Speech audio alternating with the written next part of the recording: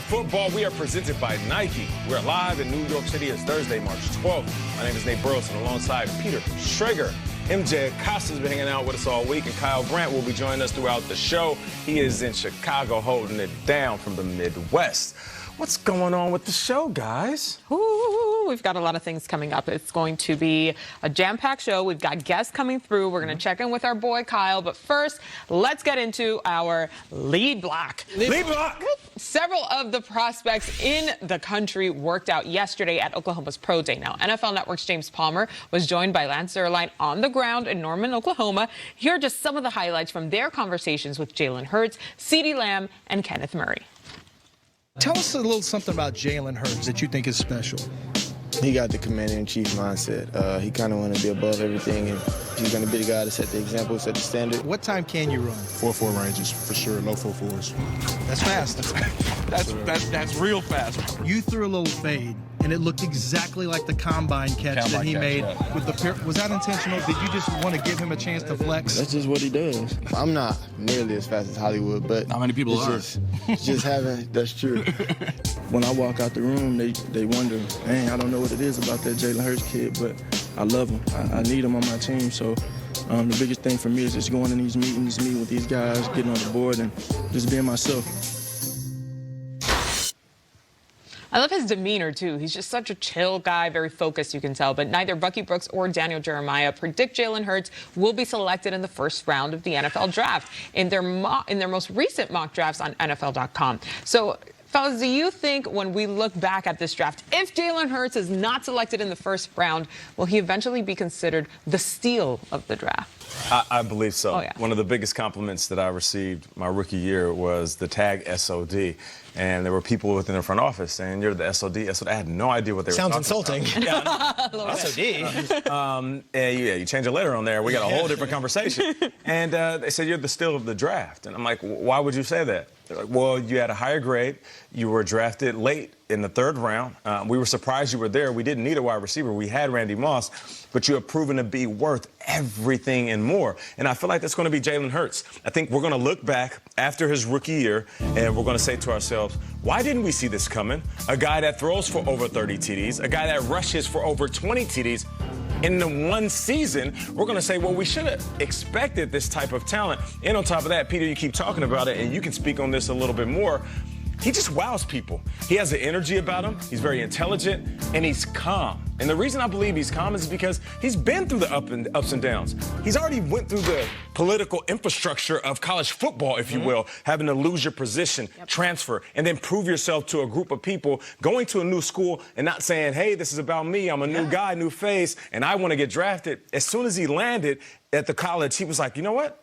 I want this to be about my team. And it sure was. Look how far he took his team. So I feel like Jalen is going to be an individual that is already pro-made, and as soon as he gets in, he'll prove that. It's interesting because I think now everyone's got a story about their draft room. When you talk to these general managers when Russell Wilson was going in, multiple teams are like, well, we loved him, but we had this guy. Or we were obviously going to take him. We were so mad when Seattle took him in the 70s. Like, everyone makes excuses years later and says, well, we liked him too, but this is the chance you can get ahead of it. If Jalen Hurts is that guy in the room and you feel like you're learning something from him when you're meeting with him, that you love this kid and he could be the leader of your team, why risk it? Why not just, even if you have a quarterback that's a veteran that you like, why not just take him at the end of the first round or the second round? I'll say this. When I spoke with a general manager about Jalen Hurts at the Combine, the story was that they didn't know really much about him. They knew that he was a leader, obviously. What wowed them was the fact that Nick Saban and that entire Alabama program speaks the world of him. Jalen Hurts speaks the world of Alabama. They go to Oklahoma here, and he transfers, and immediately is named the starter and is filling in for two back-to-back Heisman winners in Baker Mayfield and Kyler Murray, and is outstanding. He had a 38-4 career record as a college quarterback, and it's not like he did it and doesn't have the athletic graces. 4.59 in the 40 was the second best at the Combine. He jumps 11 inches in the broad jump. 11 feet in the broad jump. It's one of these guys that can really 11 inches, right? Not 11 feet. Broad jump. Broad jump is 11 feet. 11 feet. Yeah, why am I saying inches? That would be insulting. 11 feet is crazy. 11 feet from a quarterback. It's crazy. It's like Julio Jones numbers. So you jump 11 inches. I jump 11 inches. That's what you're dealing with. So you have all the stuff. Like, I don't understand sometimes when the narrative gets written, but he wins. He's a good kid. He's a leader. He handled adversity well, and he's got all the physical attributes. So does he have a cannon for an arm? Maybe not. It doesn't mean you shouldn't draft him in the second round and maybe even the first. I can see him going in the first. I think it surprises me that more mock drafts don't reflect that, because I think he has the whole package and the growth potential there, that once he hits the league and continues to get coached and gets those reps, he's going to be outstanding. But let's bring in Kyle, because I know he has some more on Jalen Hurts as well. Yeah, his draft stock is plummeting after that 11-inch broad jump that P. Schrags just reported on. It's really too bad. He also ran the 40 in 4.5 minutes. It took him forever. Peter, I love you. I'm wearing my Sweetness headband because I'm here in Chicago at Hallis Hall, the Bears headquarters. I was walking around the facility during the dating game segment, during commercial, and I just saw it, and I thought I would take it. I'm going to take this home with me. It's a free swag for me, and then I'm going to get the Peter Tom Willis bobblehead. As far as Jalen Hurts, though, guys, I've fallen in love with this guy. You're not supposed to fall in love with people at the draft because it compromises your integrity. You make bad decisions. I don't care. You're telling me, okay, he played with Nick Saban.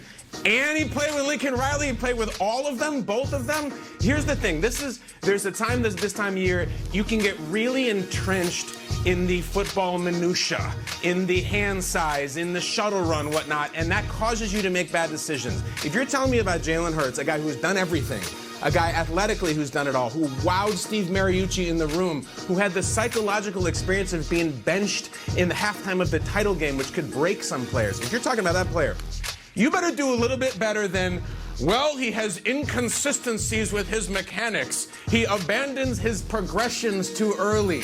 He was abandoned by Nick Saban too early in the title game, and he's still here. Anybody who is in Indianapolis, Peter, I know you were, said, look at Jalen Hurts and look at all the other front right guys who are throwing. There is no difference. In fact, Hurts may even be better. He wowed. He will continue to wow all the way till the Las Vegas Raiders take him with a 19 pick. You heard it here first. Jalen Hurts is my guy. I'm in full-blown love. I'm going to get a Hurts headband next.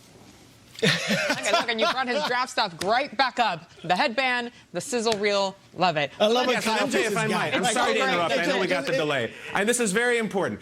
Peter, to you, is there any way that this could be the beginning of the Mellencamp renaissance if we can do a redo of Hurts So Good at the draft when his name is called? Because it's absolutely perfect for his theme. So you know how these politicians have the theme song that they rally behind? Jalen Hurts So Good with Jay Mellencamp. Can it happen, please?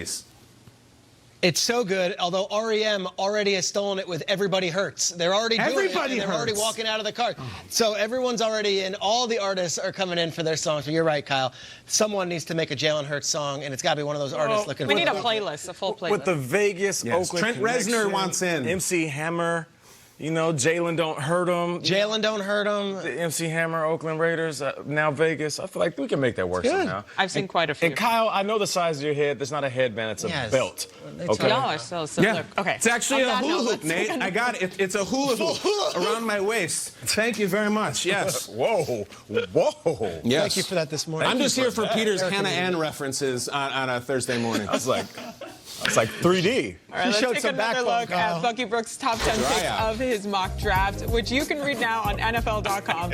Let's expand this to some other prospects, shall we? Outside of the top 10 buzz, if you will. Guys, give me a prospect you've been following and tell me why you think he will make an immediate impact on the team that drafts him. All right, so I'm looking at number 3, Isaiah Simmons, and everyone loves Isaiah Simmons. He's not going to be there for your team. He's going to be out of the top 10. So who's a guy that isn't getting the same buzz? I was at the Combine. I've spoken to everyone who was at the Senior Bowl. Jeremy Chin.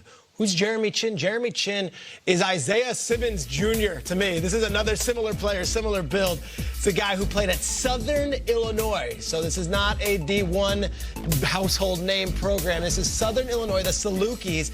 And Jeremy Chin had similar measurables as Isaiah Simmons. I want you to take a look at these heights, weights, 40s, verticals, broad jumps. They're all in the same board. So if you can't get Isaiah Simmons, here's another option. He's 6'3", he's 220, he runs a 4.45, he had a 41-inch vertical where Simmons had a 39.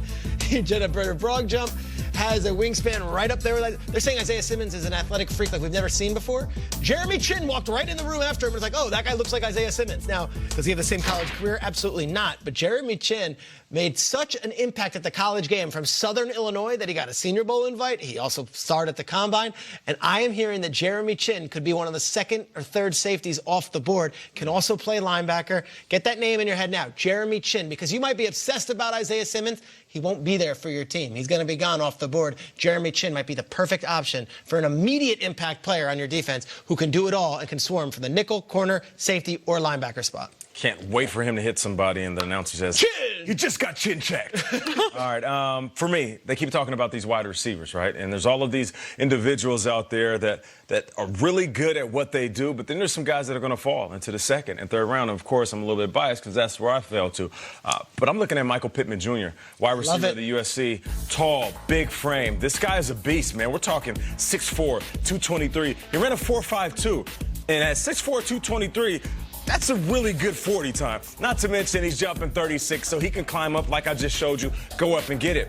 Listen, his last year numbers, 100 let me repeat that, 100 catches? That's a lot of catches. I don't care where you're playing at. And he had 1,200 yards and 11 TDs. So this is an individual that's going to get better and better and better. And like I keep saying, if he's 6'4", 223 with the college meal plan and the weight room that they have at USC, imagine what's going to happen when the professional trainers get a hold of him. And then he gets a dietitian and a nutritionist. I'm telling you, this dude can drop his 40 time. He can jump higher. He'll get stronger and faster. And before you know it, he'll be another guy out there making plays. And there's something about guys that are 6'3", 6'4", that are hard to stop if they're really good route runners. His father was an NFL great. Michael Pittman was an NFL great. So the bloodlines are there, too. SOD. We call him son of dad. That was my punchline, Trace. I like that. You and I must have been in the same wavelength this morning because I have another big-bodied receiver along those same lines. Wide receiver out of Clemson. This is T. Higgins, another kid, 6'4", 216 pounds. He's one of those guys who can shake you. He's tremendous after the catch. So he's explosive. He can really do it all and scored 26 touchdowns over the last 2 years.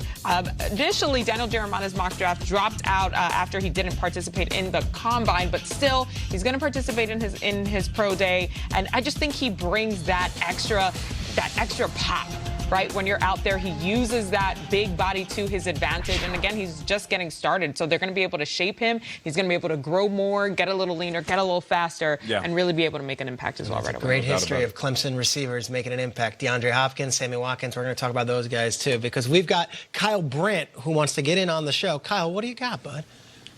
Yeah, I just need to put a bow on this segment. You know, earlier Nate was talking about how I have a big head, and that was right after he was on national television talking about how he was the steal of the draft for on and on and on. Nate, by the way, were you the steal of the draft? Because I'm pretty sure Asante Samuel was in the 4th round and David Tyree was in the 6th round. Did he ever make any big plays? I don't know. I think I remember a couple, or in fact one. This is a great debate. Okay, well listen, when you get back I in have a big studio, head. we'll talk about I it. was known as the SOD. Come on, Nate. Hey, listen, and don't do the hula hoop thing.